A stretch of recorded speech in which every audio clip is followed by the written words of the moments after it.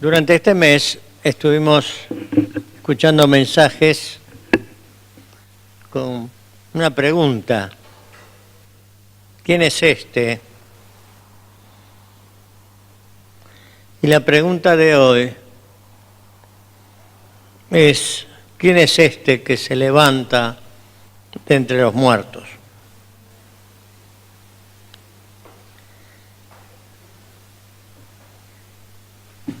Frecuentemente,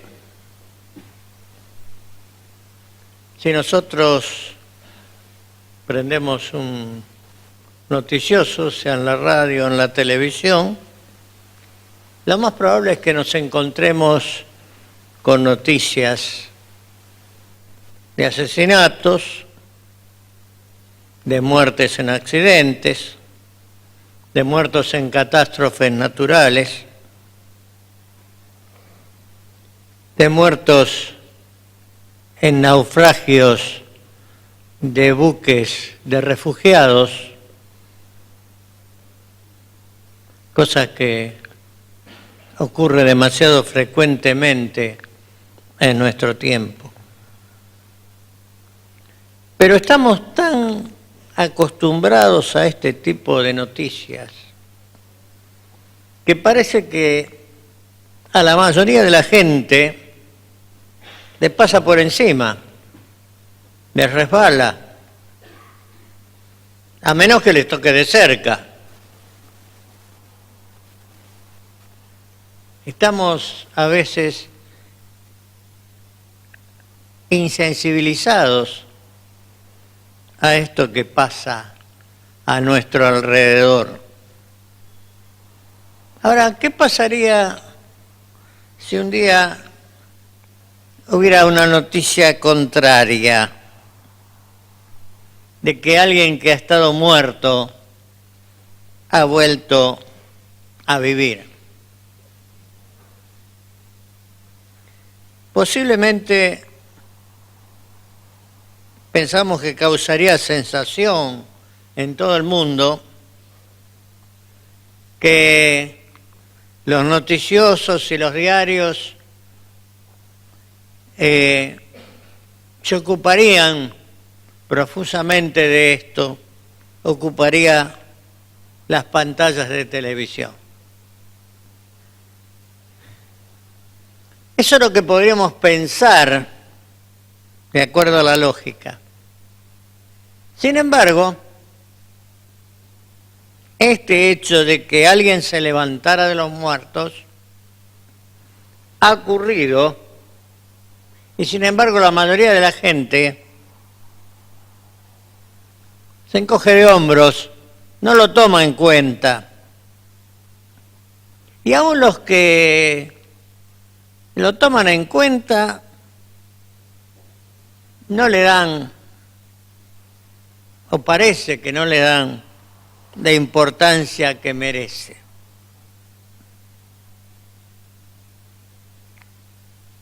La resurrección de Jesús es el hecho más extraordinario que ha ocurrido en la historia de la humanidad. Si pensamos, podríamos hacer una lista de hechos extraordinarios en la historia de la humanidad. Ayer estaba viendo en un canal de televisión, estaban haciendo una lista de los inventos más importantes que se hicieron en la historia del mundo. Y había cosas muy interesantes, pero entre ellos, por ejemplo, estaba el descubrimiento de la penicilina, que cambió un antes y un después en la historia de la medicina. Ahora,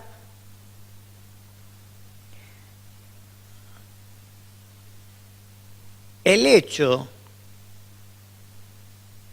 de la resurrección de Jesús es más extraordinario que cualquiera de esos inventos o cualquiera de los sucesos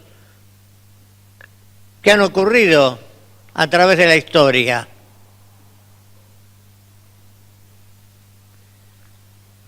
La caída del Imperio Romano, el descubrimiento de América, las guerras mundiales, pero nada tienen que ver o tienen que notarse frente a la resurrección de Jesús. Porque además, no solamente Jesús resucitó, sino que no volvió a morir. Jesús resucitó y Él vive.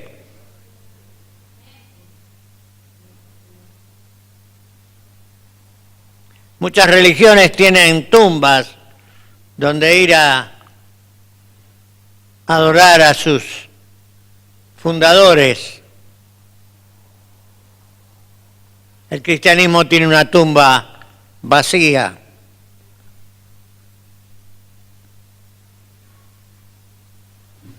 Fíjense, Jesús mismo hizo volver de la muerte a varios.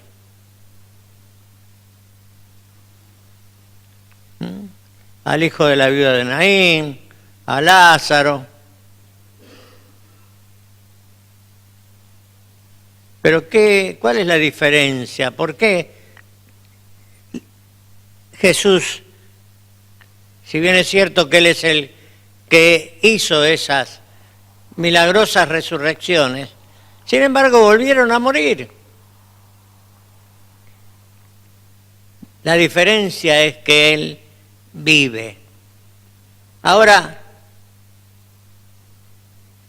¿quién es este Jesús que se levantó de entre los muertos y sigue viviendo? ¿Qué es lo que hizo que Jesús siga viviendo? Y sigue viviendo en los cielos y sigue viviendo en el corazón de aquellos que creemos en Él.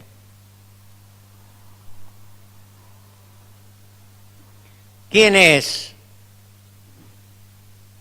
este Jesús? Y vamos a tratar de encontrar en las Escrituras algunas respuestas. No las respuestas que nosotros podemos dar, sino aquellas que la misma Escritura puede dar. En primer lugar, es aquel que fue prometido desde la caída del hombre y que heriría en la cabeza a la serpiente.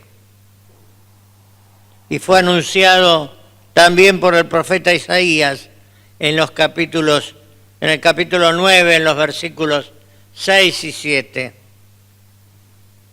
Porque un niño nos es nacido, hijo nos es dado, y el principado sobre su hombro, y se llamará su nombre Admirable Consejero, Dios Fuerte, Padre Eterno, Príncipe de Paz. Lo dilatado de su imperio y la paz no tendrán límite sobre el trono de David y sobre su reino, disponiéndolo y confirmándolo en juicio y en justicia, ahora y para siempre. El celo de Jehová de los ejércitos hará esto. Jesús es el cumplimiento de las profecías.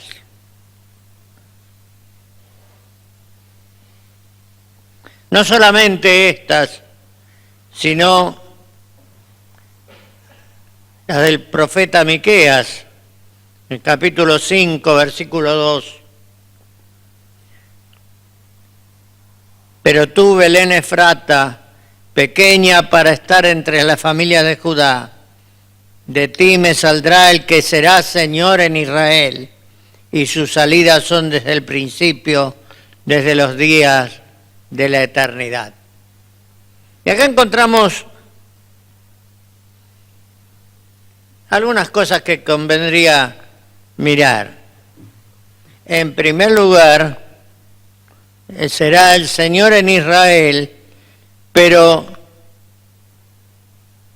su principio está en el principio de la eternidad. Pero ese Jesús vino a la tierra en un lugar de humildad y vino a la tierra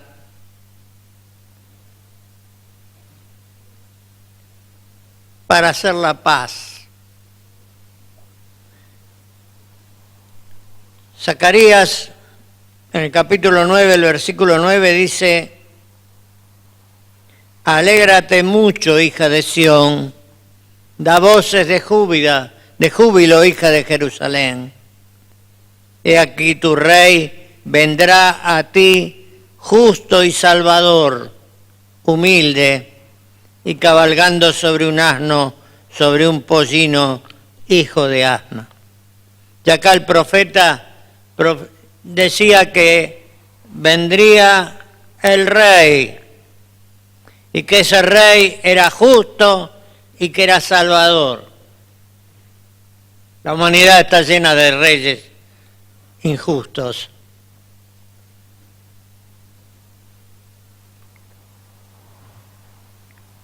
De gobernantes. Ahora hay pocos reyes. Algunos dan vergüenza. Y algunos que no son reyes también dan vergüenza. Pero este rey es un rey justo y que salvará a su pueblo. Fíjense que de alguna manera estas son respuestas a la pregunta que se nos planteó este mes. Pero si seguimos avanzando, nos encontramos que es aquel que enseñó a Nicodemo la necesidad de nacer de nuevo y le habló también de la manera que Dios ama al mundo.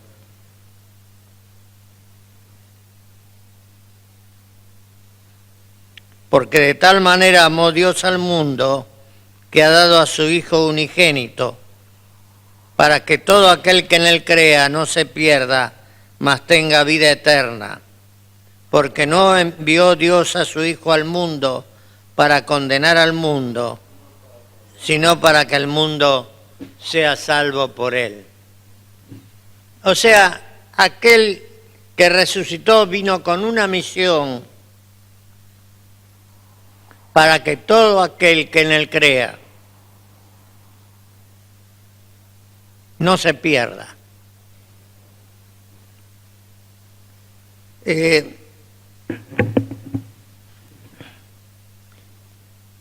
Nos pone de manifiesto, sabemos que vino porque Dios amó al mundo de una manera extraordinaria y vino su Hijo unigénito, no cualquiera, su Hijo unigénito.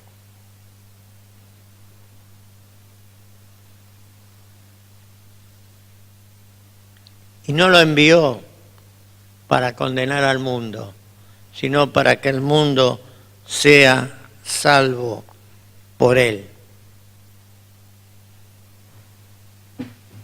Nicodemo era un maestro de la ley, pero no podía entender lo del nuevo nacimiento. Y Jesús se lo tuvo que explicar con estas palabras que hemos leído.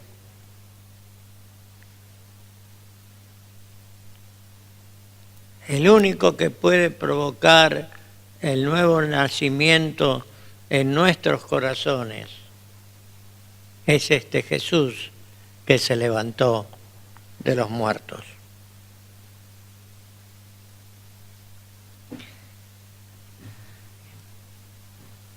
Pero Si seguimos avanzando en las Escrituras, nos encontramos en Hebreos 12, versículo 2, que el que se levantó de los muertos es aquel que es el autor y consumador de la fe, el cual sufrió la cruz menospreciando el oprobio y se sentó a la diestra del trono de Dios.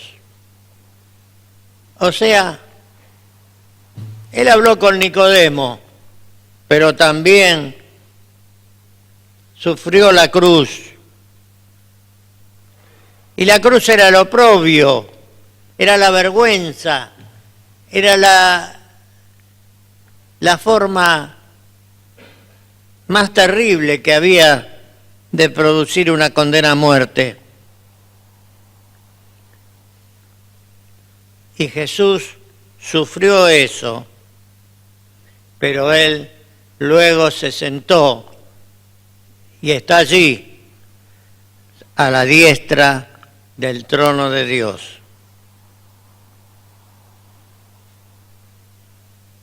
Y si seguimos todavía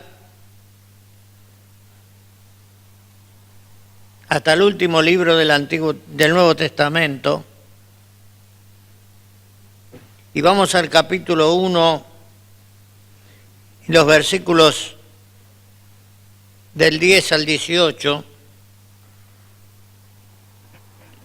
nos encontramos nuevamente con este que resucitó de los muertos.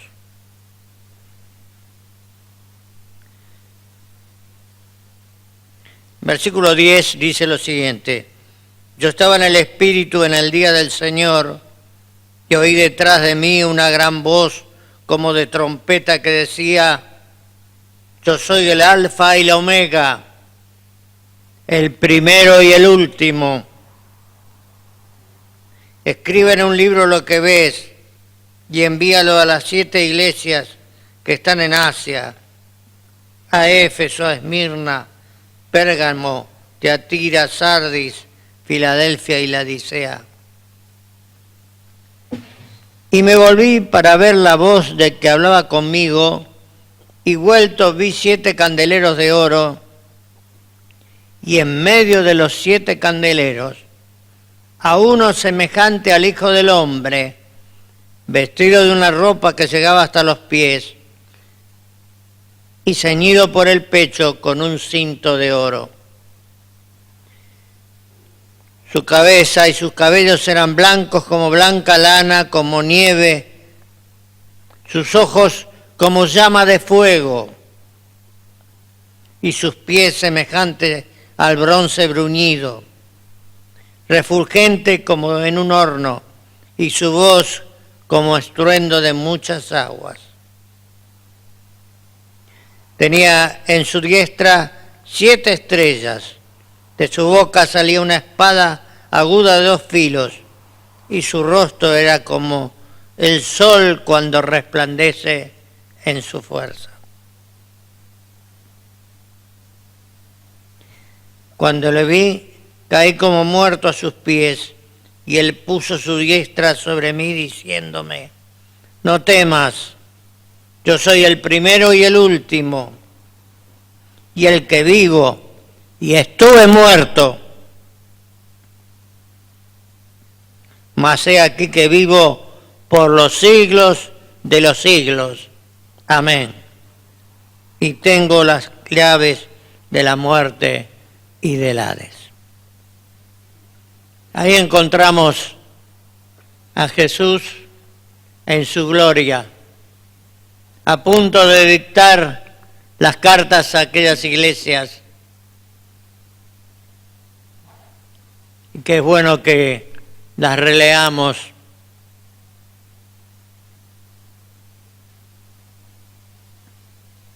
Y está manifestando su gloria y su poder, con un aspecto que difiere, por cierto, de aquel que mencionaba hace un momento, que venía humilde montado sobre el asno. Pero sin embargo, ¿qué le dice a Juan? No temas. Yo soy el primero y el último. Pero no temas. Yo soy el que vivo, pero estuve muerto. Yo soy el que resucitó. Y vivo por los siglos de los siglos. Él vive. Él resucitó para no morir de nuevo. Y se manifestó en toda su gloria. Pero Él, antes de irse a la gloria, antes de subir a los cielos, nos dejó un mandato. Si vamos al Evangelio de Mateo,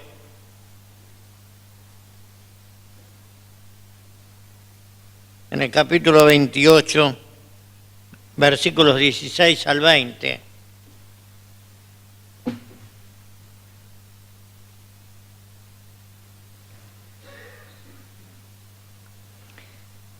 pero los 11 discípulos se fueron a Galilea, al monte donde Jesús les había ordenado.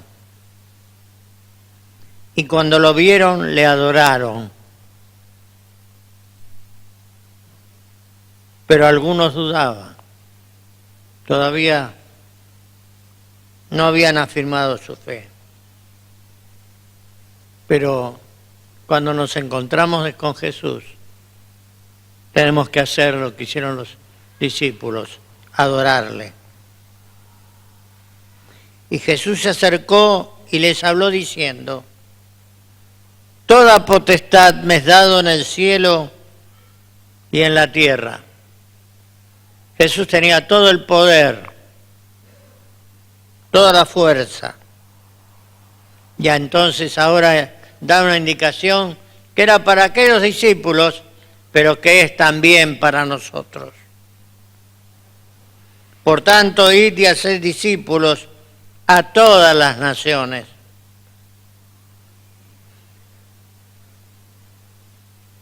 Bautizándolos en el nombre del Padre, del Hijo y del Espíritu Santo, enseñándoles que guarden todas las cosas que os he mandado. Y aquí yo estoy con vosotros todos los días, hasta el fin del mundo. Amén. Ahora, fíjense el mandato. Tenemos que tomarlo bien en serio. Id y haced discípulos. Y acá tenemos dos aspectos. Algunos interpretan esto como ir a lugares lejanos. Hay algunos que traducen yendo, cuando caminan todos los días, hagan discípulos. O sea, las dos cosas son válidas. Las dos ideas están allí. La idea de las misiones,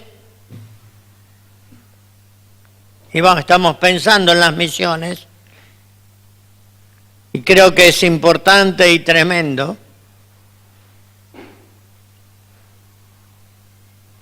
Si no hubiera sido por hermanos que en algún momento interpretaron que debían venir a nuestro país a traernos la palabra, no estaríamos aquí.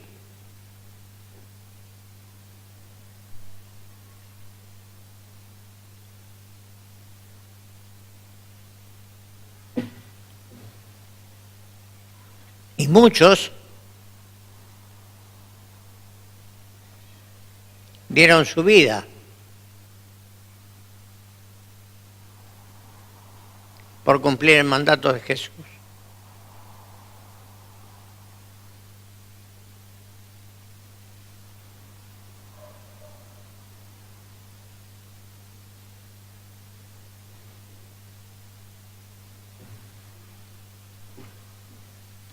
Hace muchos años,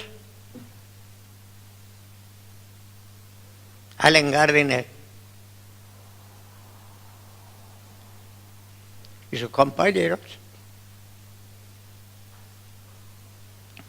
murieron de hambre y de frío en Tierra del Fuego, tratando de llevar el mensaje a los habitantes de aquellos lugares. Pueblos que hoy han desaparecido totalmente. Y hay muchos ejemplos. Tal vez mencionamos algunos de los más. Hace, no me acuerdo cuántos años, tal vez sean 30, 40 o 50, un grupo de misioneros murieron en Ecuador, muertos por aquellos indios que ellos iban a evangelizar.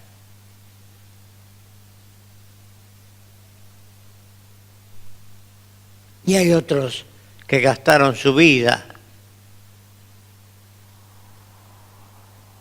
tratando de cumplir con el mandato del Señor de hacer discípulos.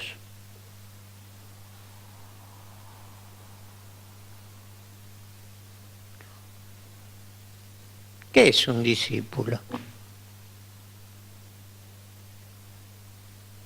¿Es alguien que está informado nomás?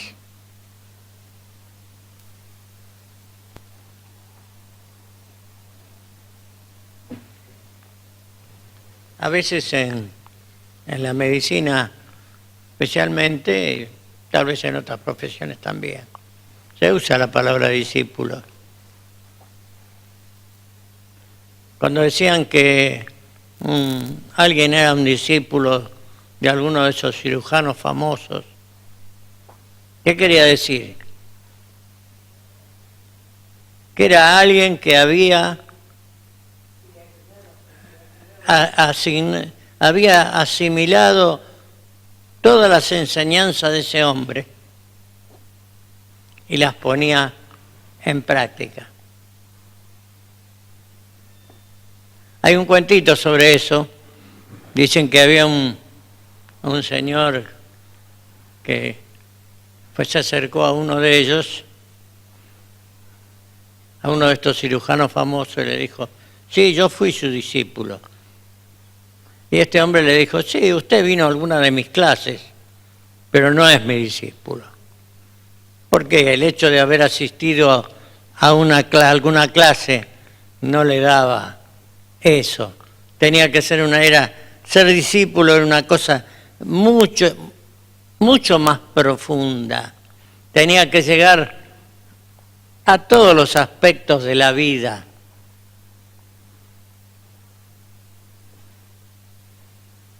A veces parece que el objetivo, muchas veces, que alguien levante la mano en un culto diciendo lo acepto, que acepta al Señor. Pero eso no lo hace un discípulo. Venir a la iglesia no nos hace discípulos. Nos hace discípulos vivir como Cristo vivió.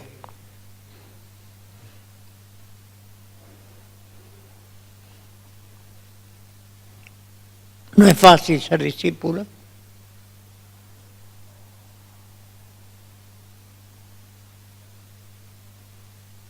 Tratemos de lograrlo.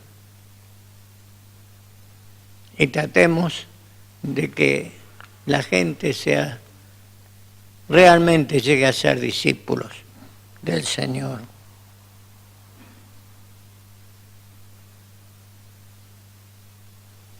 Por tanto, id y haced discípulos a todas las naciones, bautizándolos en el nombre del Padre, del Hijo y del Espíritu Santo, enseñándoles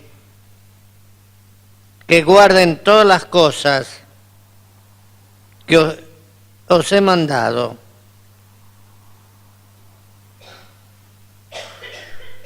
Y yo estoy con vosotros todos los días hasta el fin.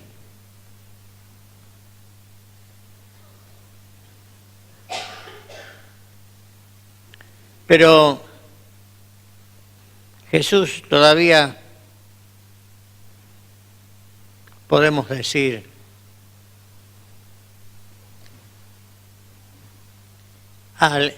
que es aquel que dijo: venid a mí todos los que estáis trabajados y cargados, que yo os haré descansar. En Mateo 11:28. Él dijo eso, y lo que él dice no cambia. Y este es lo que Jesús dice a todas las personas, a los que creen en Él y a los que todavía no creen, pero todos, de alguna manera, en algún momento, se sienten trabajados y cargados por las dificultades, por las enfermedades,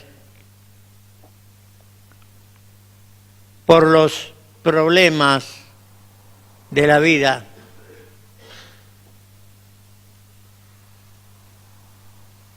Pero el Señor les está diciendo, nos está diciendo: venid a mí, todos los que estáis trabajados y cargados, que yo os haré descansar. Él quiere que seamos sus discípulos, que hagamos discípulos, pero también nos ofrece su amor y nos llama para que descansemos en Él, para que todas aquellas cosas que muchas veces nos ocurren, todas aquellas cargas y cosas que a veces no sabemos cómo resolver, Él nos llama para que estemos cerca de Él.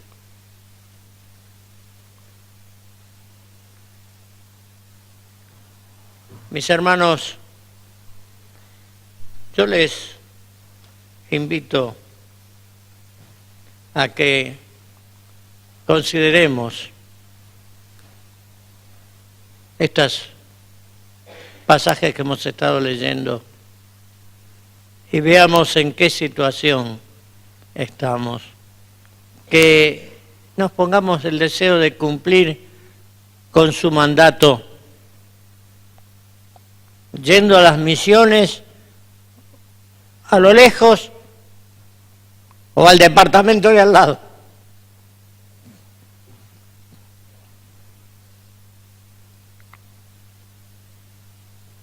O al kiosquero que le compramos los caramelos. O el diario. Haced discípulos. ¿Quién lo dice? Aquel que se levantó de los muertos. Y si Dios llama a alguno de nosotros a ir a las misiones lejos, también es lo que Él quiere que muchos aún ahora están cumpliendo.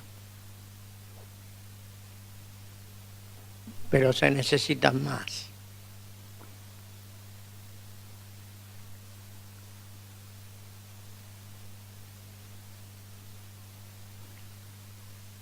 Jesús es aquel que resucitó, que se levantó de los muertos, pero que vive, que nos abre sus brazos para recibirnos si estamos trabajados y cargados, y que también nos manda que, yendo cerca o lejos, hagamos discípulos, prediquemos su palabra. Que el Señor nos bendiga a que podamos hacerlo así.